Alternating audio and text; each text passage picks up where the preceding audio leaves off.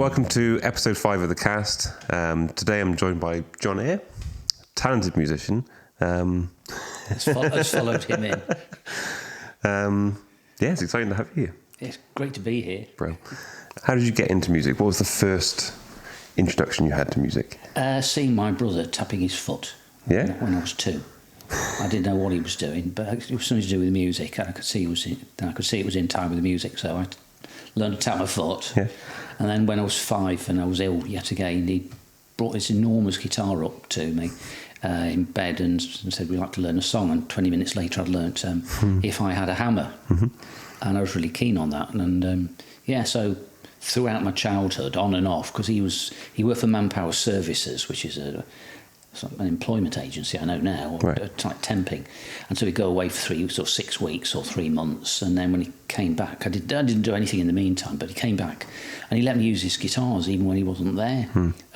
He had a Gibson B45 12-string and a Guild 6-string, a Dreadnought. I mean, incredible guitars. And he completely trusted me to learn on them. So by the time I was 6, I was playing in folk clubs. Really? Yeah.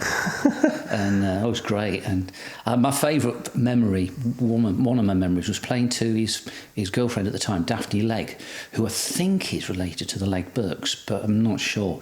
I remember showing off on his 12-string playing when I was 8, singing Black Girl by Leadbelly. Do you know it? Yeah. Did I know what the words meant? Just like the da-da-da-doo. So that was good fun. So that was sort of how it went, really.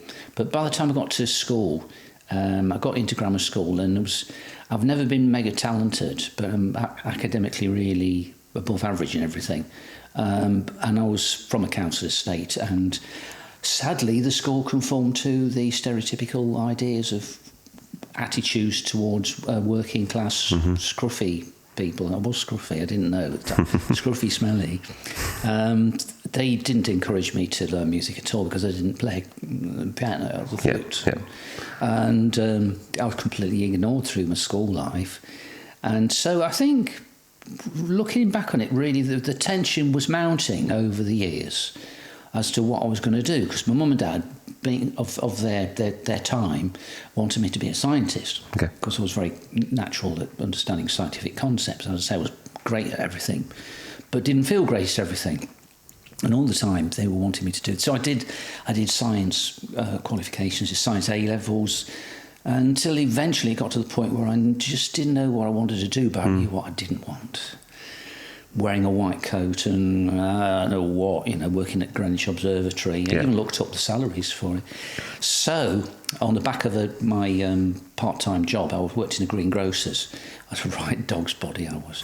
The other 2 guys were right lazy, arrogant pair of bullies, and I used to do most of their work, loading sacks of potatoes into this chute and slicing up stuff. And then I used to do all the grocery deliveries on this old bike. The wartime ones, the big front. If you let go of the handlebars, they swivel to the cycling that round all Saturday, Friday and Saturday, and taking the fish bits to the sewage farm.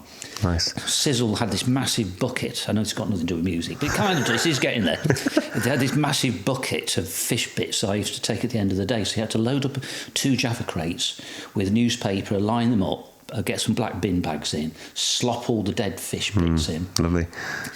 Squash that down, and then cycle down to the sewage farm, which was a mile off or a mile and a half. And it used to dribble out of the so I used to cycle, sort of swerving, trying to avoid this. Well, I was earning 20 pence an hour for then, which comparable to even the girls in the shop was pretty poor. Apart from going over the road, it was on 10 pence an hour. And I saved up for that year really, and next half a year, and bought myself, I think it was £20 or 25 quid, a series of 10 guitar lessons at the Spanish Guitar Centre, the Classical Guitar Centre in Nottingham. And took my grade 5 after the 10 lessons, because I'd been playing a long time, and scraped through. It wasn't a glorious victory or anything. I think I got 104 or 105 or something. And then I proceeded to walk into, with this plan of what I didn't want to do, into Nottingham University. I went into Florence Boot Hall and asked, is it possible to do a degree or a course in music? And she said, well, what qualifications do you have? So I just got my grade 5 on guitar. She said, we need a bit more than that. She said, why don't you have a chat with, go to Clarendon College, go and talk to Doug Wilkie there, because the music department is of very high calibre. Doug was my brass teacher, she said, and see if he can get an audition. Mm-hmm. So I went to see Robin, my teacher at the guitar centre, and asked him whether there was any point applying. And he said, yeah, I'll put in a good word for you. I said, really? Yeah, I'm the guitar teacher for the college. Handy. So I went along, and they had this amazing audition where it turned into a series of multiple lessons. Okay.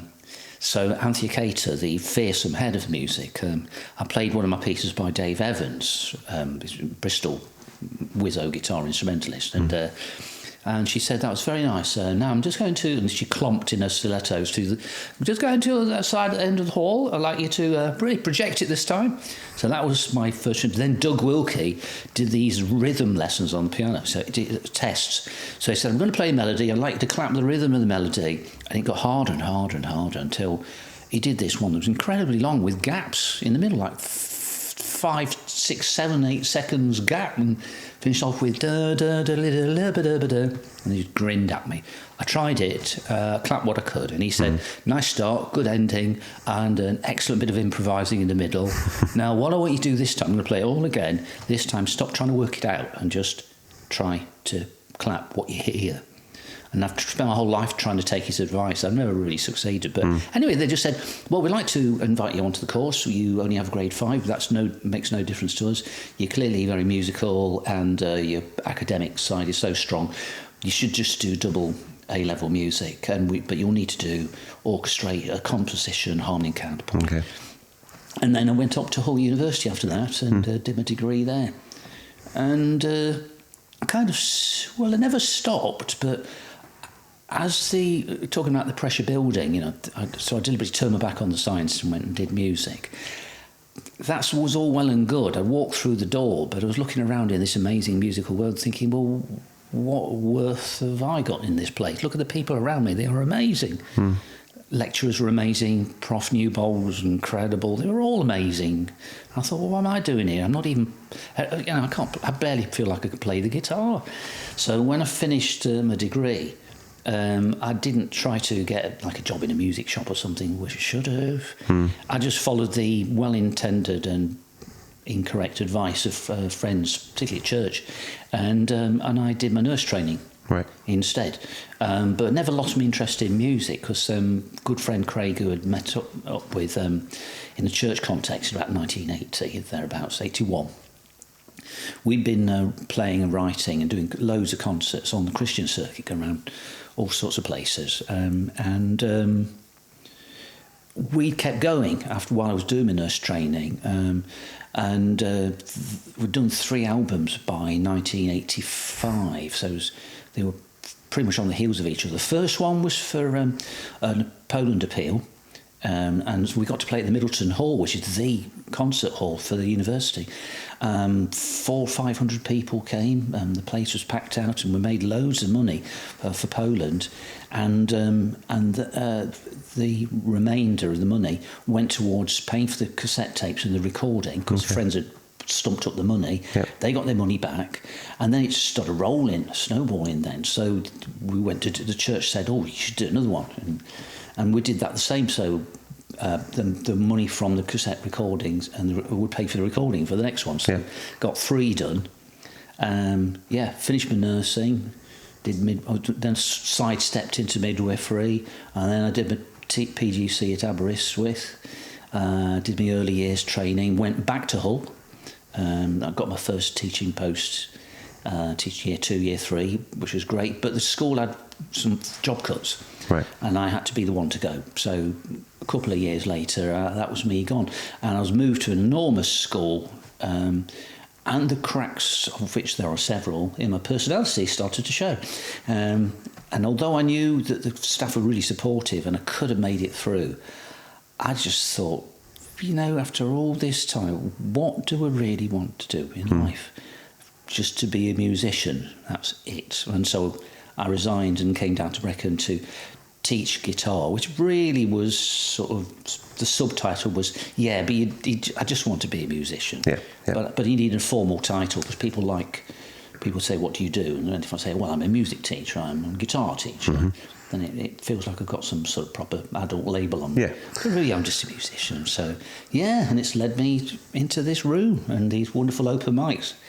Totally new chapter in my life, playing by and large, playing my own songs, and finding that I quite like them, that some of them are good, some are worth... they're great. Yeah.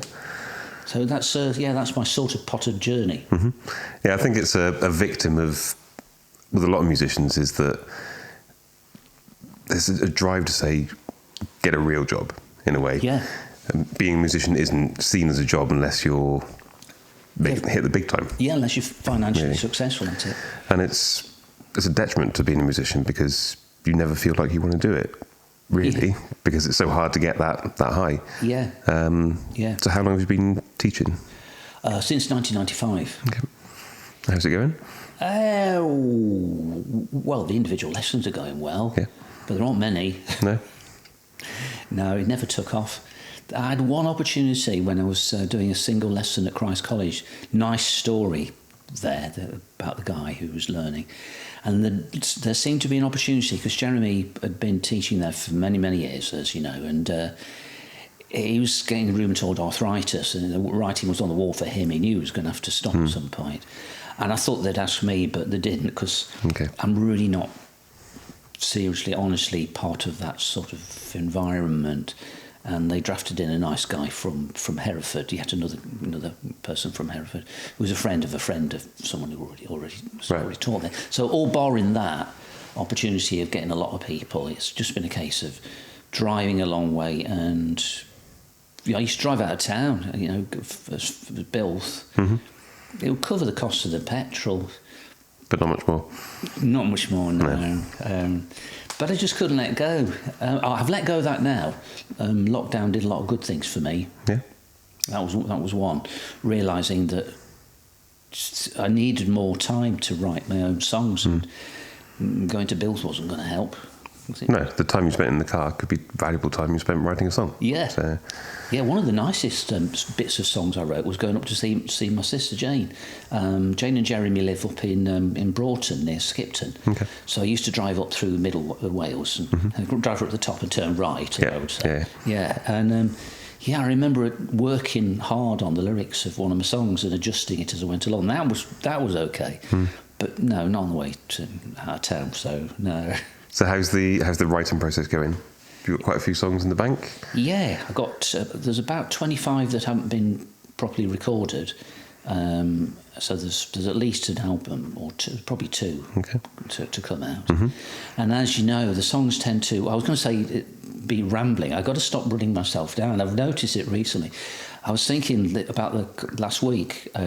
When I did the open mic, it's the first time for ages I stopped saying something negative about myself and implying that I wasn't really worth it. It was just stupid, because somebody said, it was Gentle Giant. Derek Shulman was being interviewed, and he said on Facebook, he said the most important thing that we felt as a group was that we didn't want people to think that we see how clever musicians we were. It would have been dreadful. Our only aim was to be entertaining, and the target was for people to leave the venue with a smile on their face. He said, entertaining is what we wanted to be. We wanted to have a laugh and smile and not show off fancy music. It was never the plot. I thought, that's message repeated to me again.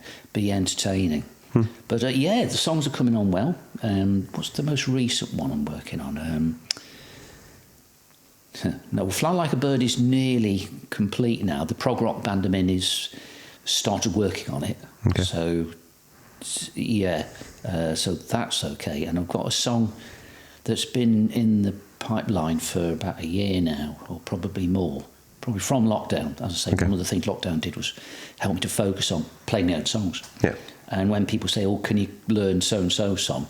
I can genuinely say now, with some relief, well, I could, but I'm very slow at learning my own, so I'm going to need to do that, really. Yeah. So, you know the local musician, Paul, of course you know, Paul Kettle, nice blues player. And Great player. Yeah, and he's got a great attitude. And a number of times people have come up to him and said, oh, can you play? And then they name a famous blues song. And he says, no, we don't know it.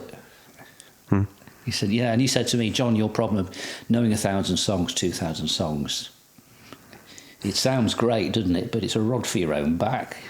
You want people saying, no, you can't get off the stage unless you play Fly Like a Bird. Yeah. EGD, which is really funny. Yeah. Lockdown helped with getting back into writing, did it? Yeah, absolutely. And I had use of the outside room for that year.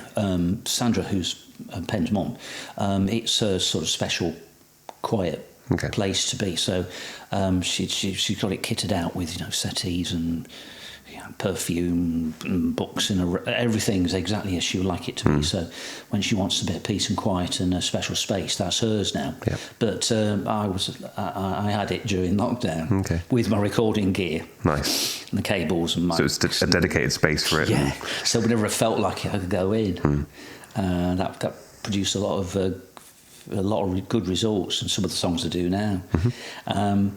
But there's, as you know, being a musician, it's a sort of a cream bun thing. Squeeze it in the middle and the cream will squirt somewhere. And no, I don't have a recording space. And I've got a wonderful Rode condenser mic and it's over at Stewart's, and my gear's distributed to the four winds, and some of it's ruined now. I had an ADAT XT. And it's time as well, isn't it? It's time to set it all up and to get the space just how you want it. So I thought, well, write instead.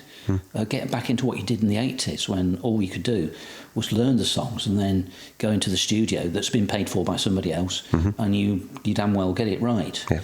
The first album, the first one, we did 14 songs on. It was recorded, and from walking in the door and coming out with the master tape took 7.5 hours.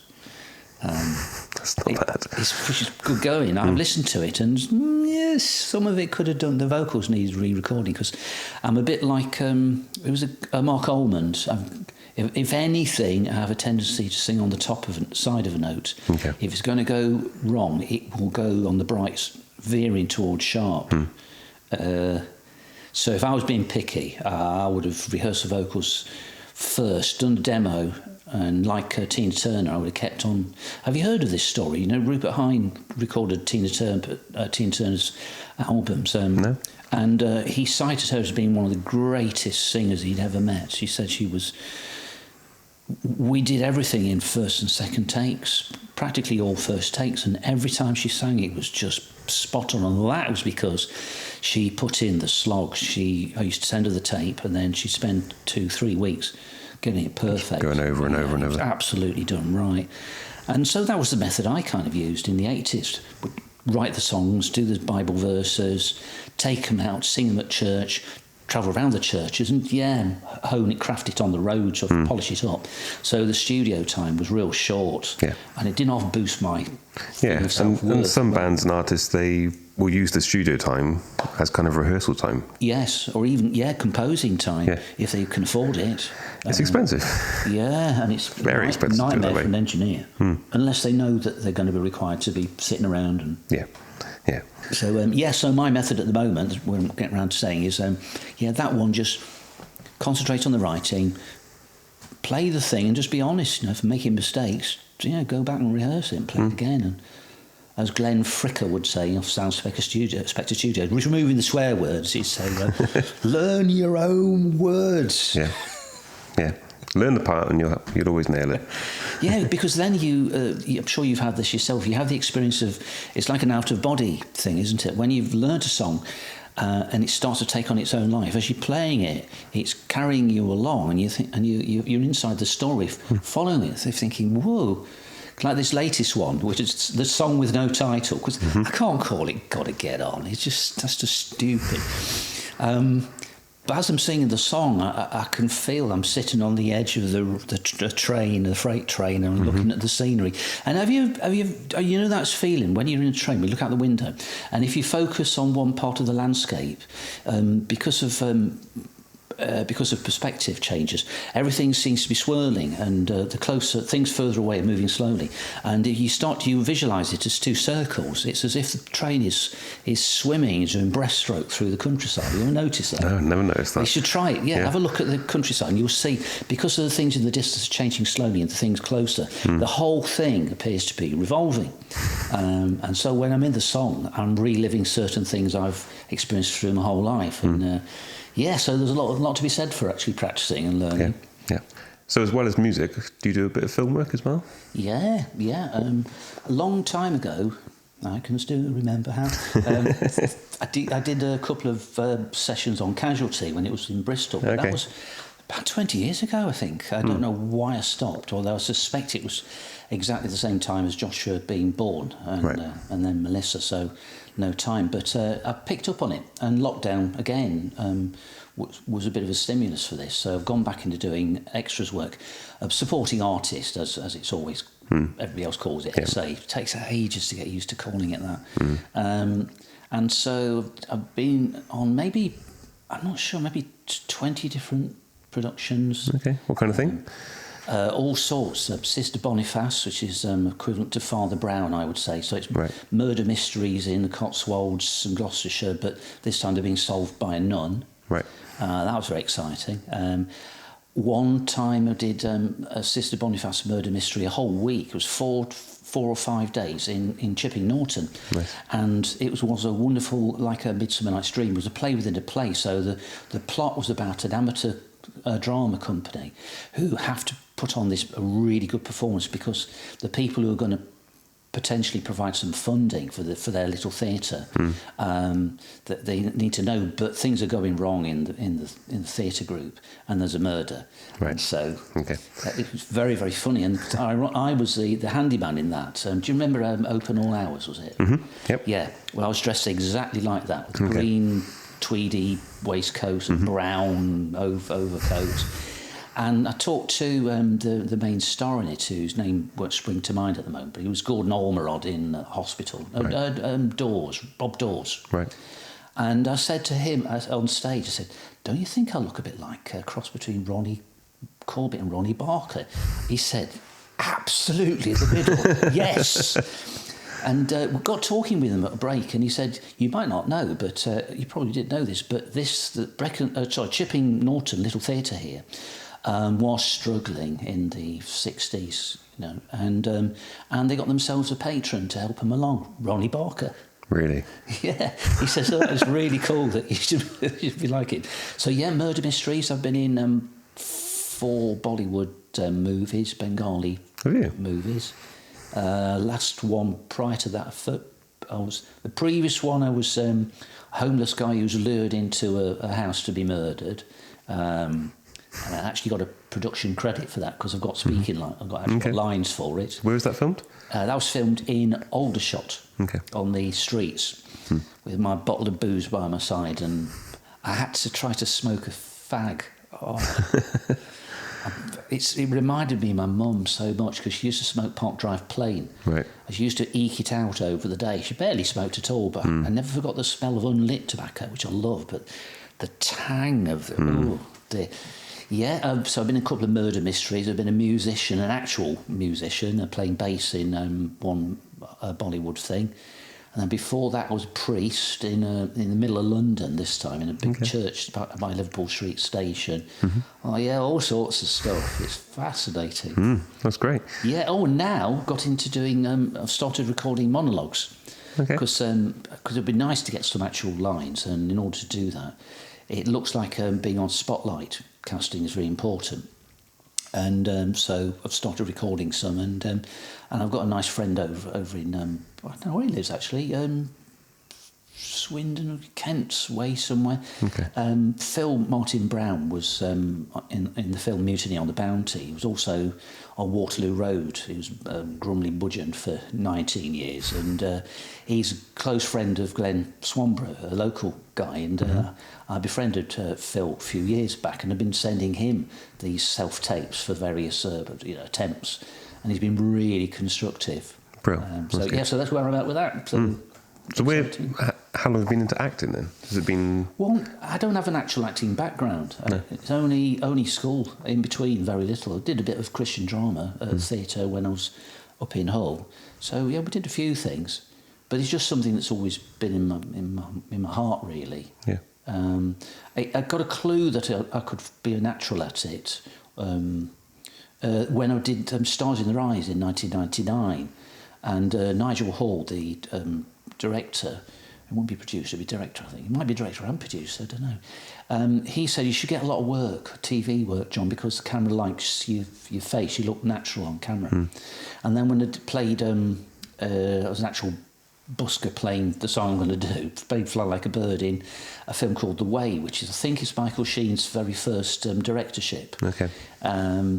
In that, I improvised some lines, and the sound crew spoke to them the following day because they wanted to record a wild track in the hope that the song would feature properly in that scene. And they said, there was a complimentary, and they said, you just sound so... It was very funny. They said, we've had a hard time on this shoot. It's not been an easy one. And, and then he paused, and he said, so you're an actor as well, are you? I said, no. Really?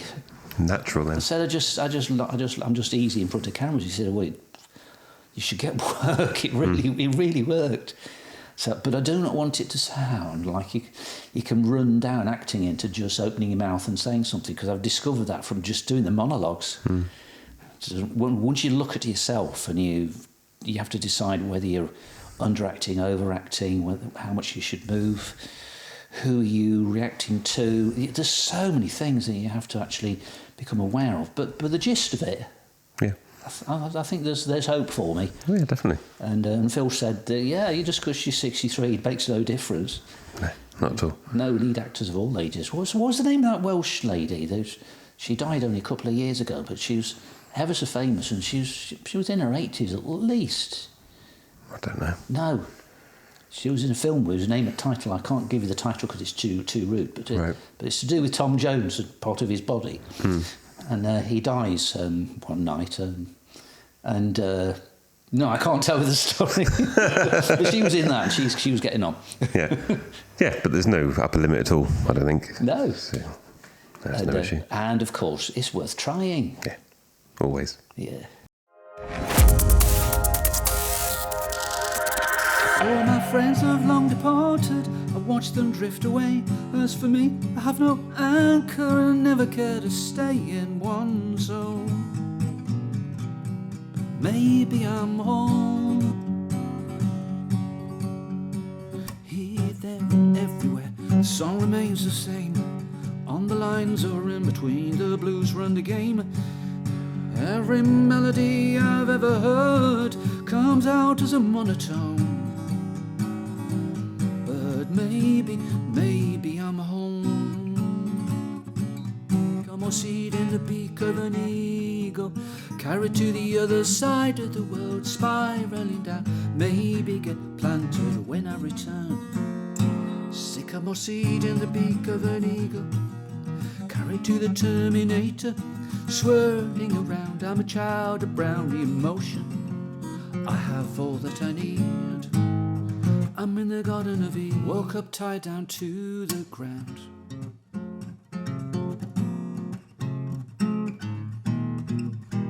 Life was pressing down, I couldn't see the sun, and every day was Monday. Surrounded by a rain cloud. That was how you found me. You did something magical, I don't know how or why, but somehow you just swept it all away. One word from you and I can fly like a bird, fly like a bird, fly like a bird, fly like a bird, bird to the mountains. One word from you and I can fly like a bird, fly like a bird,